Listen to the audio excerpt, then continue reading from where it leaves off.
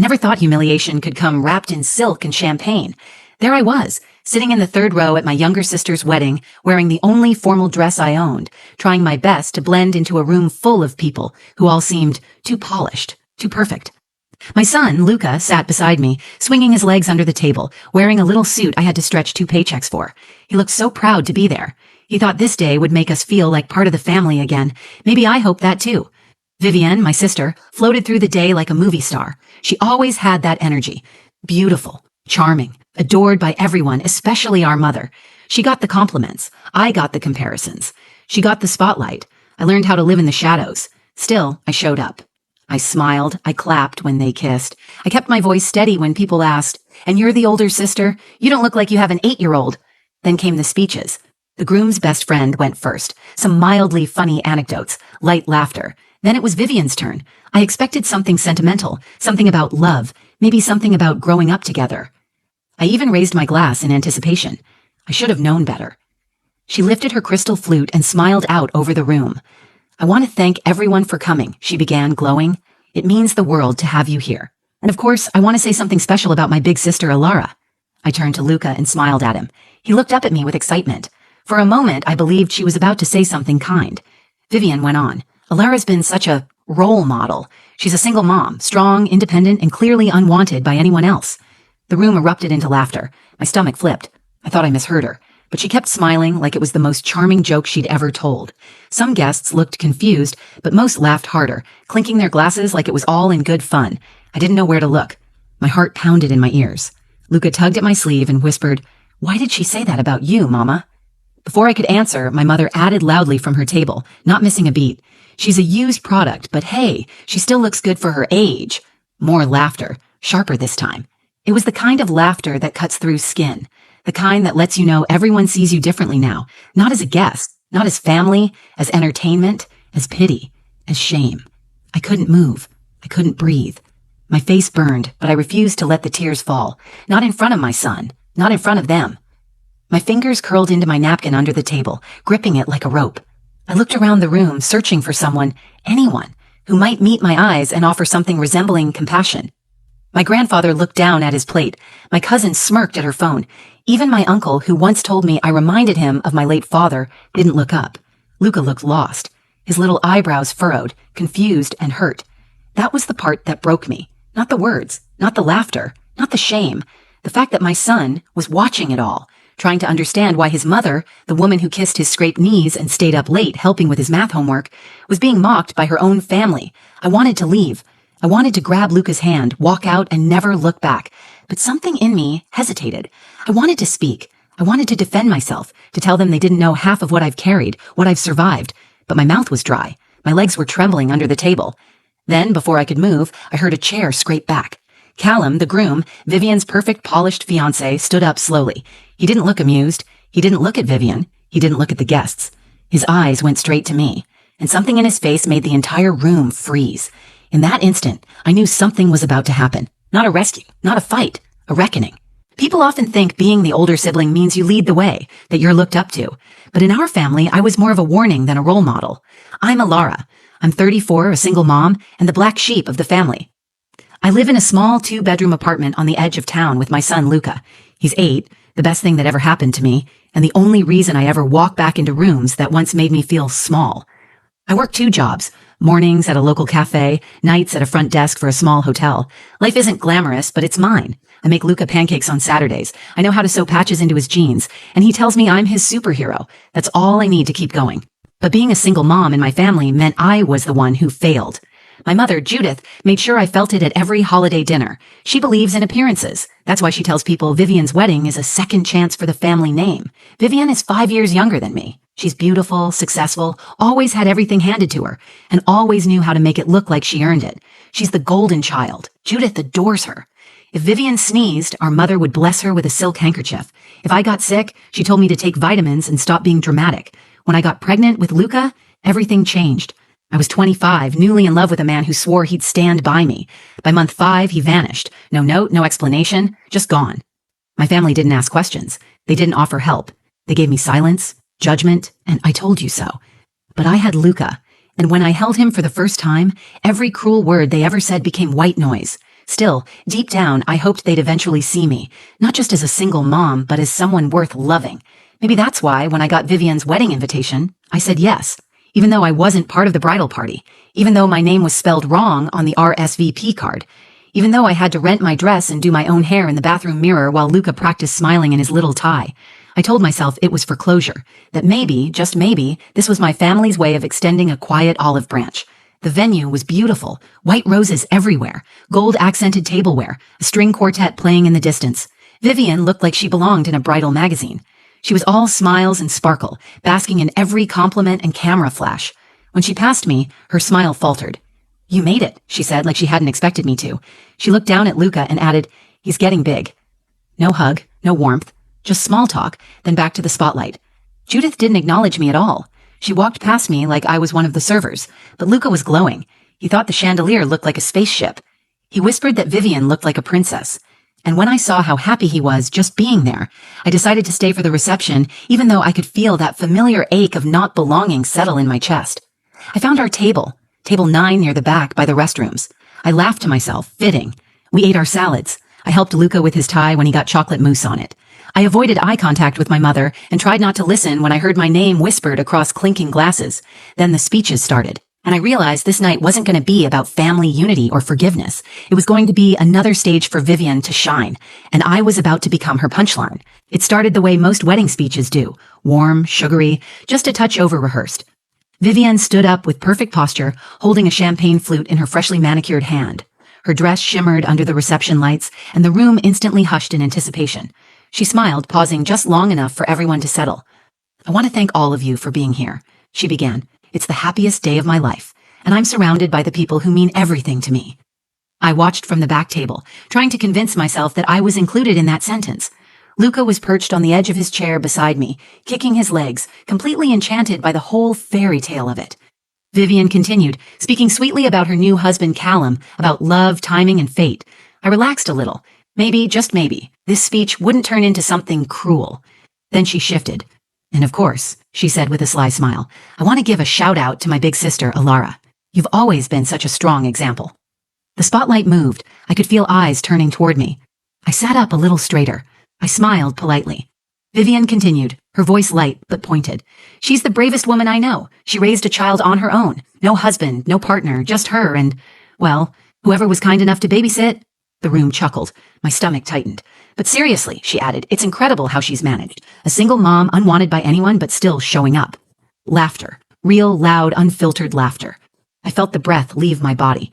My cheeks flushed hot. My hands froze around the napkin in my lap. I glanced at Luca. He was frowning, confused, glancing around like he was trying to understand why people were laughing at his mom. Then came the worst part.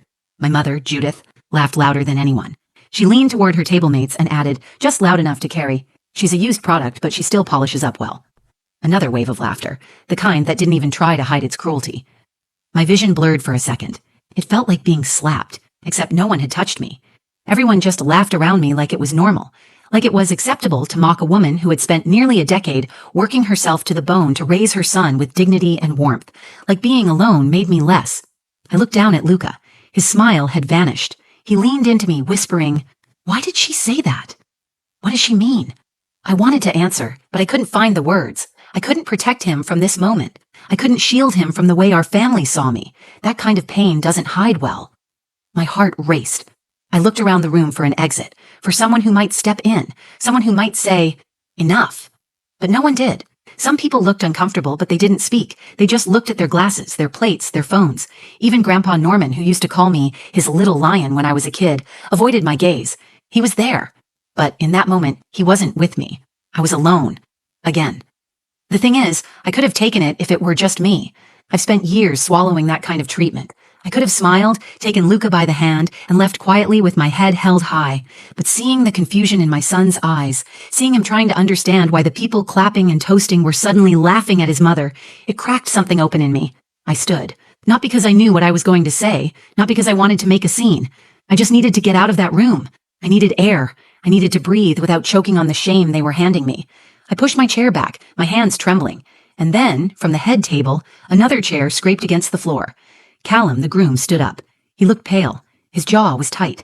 He took the microphone from Vivian without asking. The room went silent. It was like the temperature dropped. No more laughter, no more whispers, just this stillness. And I knew whatever came next wasn't part of the plan. Callum stood with one hand still resting on the table and the other clutching the microphone. His eyes were locked on me. Not on Vivian, not on Judith, not on the laughing crowd, but on me. For a second, I thought maybe he'd make another joke, smooth things over, say something charming to diffuse the tension. That's what people usually do in my family, brush it under the rug, pretend it didn't happen, call it humor, call it tradition. But that's not what he did. He didn't smile, he didn't laugh. His face was tight with something I couldn't quite read. Anger maybe, but deeper. Like disappointment mixed with disbelief. Before he could speak, I pushed my chair in and reached for Luca's hand. I was ready to leave. Quietly. With grace. I wasn't going to give them the satisfaction of seeing me cry or break. I'd done it before. I could do it again.